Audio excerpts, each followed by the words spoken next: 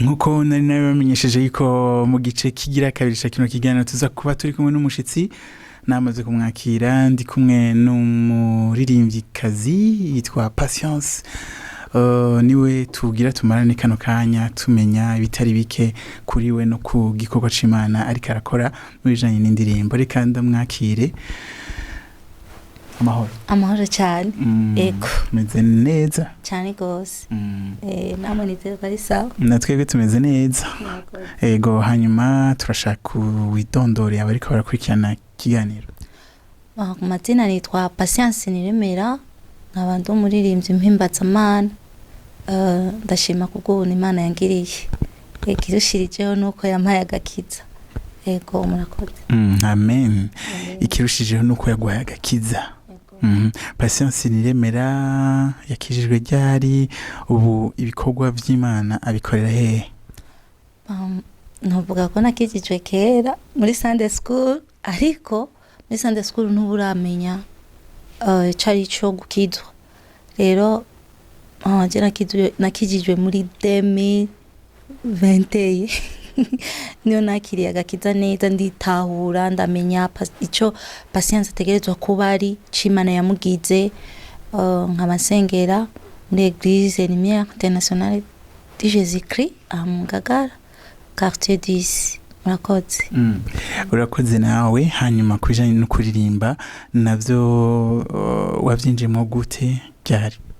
Muri 2020 nyene kuko niho namenye Imana yamamagariye nico yangize naguma numva ico yinsunikira kuririmba ku giti canje nkabipinga nkibaza ko nkigaya jeje nyene nkavuga ati ibi bintu ntivyoshoboka nta nivyo noshobora ndijeje nyene ko nari muri koha nari ndi kumwe n'abandi muri band yo muri Église bise n'indirimbo zanje nari narazigishijeyo sinabona ko nohaguruka nkanje ariko Imana irabimbwira kenshi ntegerezwa kubona nka wewe nyene haguruka nka wewe kuko hari benshi barindiriye byinshi biri muri wewe. Rero natangiye 2020 mugabo ngiye gushira indirimbo ku mugaragaro ubu. Utuvugana afise indirimbo zingana gute? Utuvugana afise 3 kuri YouTube. Ego. Harimo na shasha yasohotse muri indwi nyene. Ego harimo na shasha ndabishima Imana nakoze urukurikirane rw'indirimbo 3 live recording amaze gushira kuri YouTube imwe ndaririmba ishimwe n'ubu kandi Imana yabikoze iyindi agiye ku mugaragaro. Ndabishima Imana cyane nubwo bitari byoroshe ariko bitari bikwiye. Imana yabanye natwe. Amen. Utubwira ku ndirimbo yawe nshasha yitwa gute iri mu butumwa bwo? Indirimbo nshasha yitwa Abisi ni muze. Nanditse Zaburi uhoraho niwe muco wanje nagakiza kanje. Ndiko ndahamagarira abisi bose kuza kugira ngo dushimire Imana.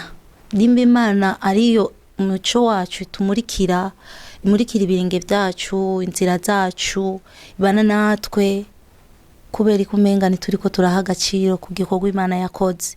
Rero iyo ndirimbo isubira kandi kwibutsa abantu kugira ngo bakanguke baze dushimira Imana. Imana nahandi yibera mu mashimwe y'abana bayo. Rero impamvu Imana yamaye ayo majambo nari mu bihe byo kwiyumvira byo kumedita cyane ubukuru bwayo ndamedita cyane impamvu abantu badashaka kuza kugira ngo tumve ko turiko turayitambira nkabona ingene abisi bashiramo inguvu mu ndirimbo zabo bakabishira mu mwete mwinshi ariko kamenga twebwe twakiriye umwami Yesu nituriko turabiha inguvu nkuko mbona abandi bariko barabigira. Rero nubwo butumwa bwo kubakangurira kuza dushimira Imana. Hari byinshi yadukoreye, harabakize, harabo yahaye ama promotion, ni byinshi. Rero birakwiye ko twishima. Ego. Reka uturimbira akantu gato kuri nakoze. uhoraho niwe muco wanje n'agakiza kanje nuhimbaze uri umuco umurika imitima yacu waratuzigamye mwami ukwiye amashimwe ab'isi bose nimuze dushimire umwami Imana abari mw'isi nimuze dutazira umwami Imana. Amen. Ngwari mw'isi mwese muze dutazire umwami Imana. Abari mw'isi ari akaburici kavuga ati nitwagerayo tuzoririmba turirimbe indirimbo zishimwe turi kumwe n'abamarayika turi kumwe n'ibinyabugingo. Rero ab'isi bose nimuze muri isi niturahimbaza Imana turacari muri repetition. Rero nitwagera mu ijuru tuzoyiririmbira koko turi kumwe n'abamarayika n'ibinyabugingo. Rero nimuze basha ndabinginze kubw'icubahiro c'Imana muze tuyiririmbire tugifise opportunité nziza yo kuyiririmbira yo kuyihimbaza. Powerful. Amen. Hanyuma indirimbo ya mbere nayo wotwibutsa yitwa gute, ubutumwa buri muri yo? Indirimbo ya mbere ndaririmba ishimwe ryawe. Ngo rukurikirane na ruhawe ndiko ndamedita ubukuru bw'Imana nari nabivuze. Numva amashimwe yuzuye mu mutima wanje nkavuga ati Imana sinumva uko jewe no gufata. Harigiye muraniyumvira ubukuru bw'Imana nkavuga ati none Imana yoba ingana gute, cyangwa cyo ujya muririmbye ati ngo nubwiremereye numva no yiheka. Jewe rero harigiye ndavyiyumvira nkumva ndabuze. Rero naririmbye ishimwe ry'Imana. Mwami iyo nihweje ubwiza bwawe ndatangazwa n'ivyo ukora. Iyo nibutse ingene wankunze ndaririmba ishimwe ryawe. Amen. Hanyuma muri kazoza imigambi ufise ni yagute?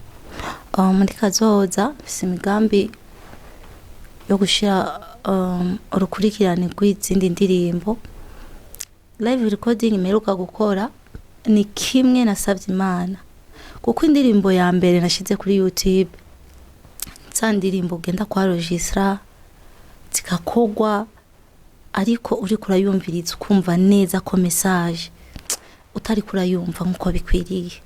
Rero ndasenga Imana ndavuga ati Imana ndifuza kuguserva ibintu vyiza, ndifuza guserva ubwoko bwawe ku buryo bumva mu message ariko indirimbo zikogwa ukumva umenga nturi kurakira amajambo neza. Rero live recording ndayikora, Imana irabikomeza birakunda. Rero n'ubu ndiko ndayisaba ko yomfasha, kandi nubwo bitoroshe yomfasha mu misiri imbere ariyo izindi ndirimbo mfise nkazozishira ku mugaragaro. Nkakora na concert, maze gukora concert zibiri ndifuza ko nokora indi concert harimwo urukurikirane gutsinda indirimbo. Wakoze guca muri kino kiganiro. Mwakoze cyane namwe mwakoze kudutumira.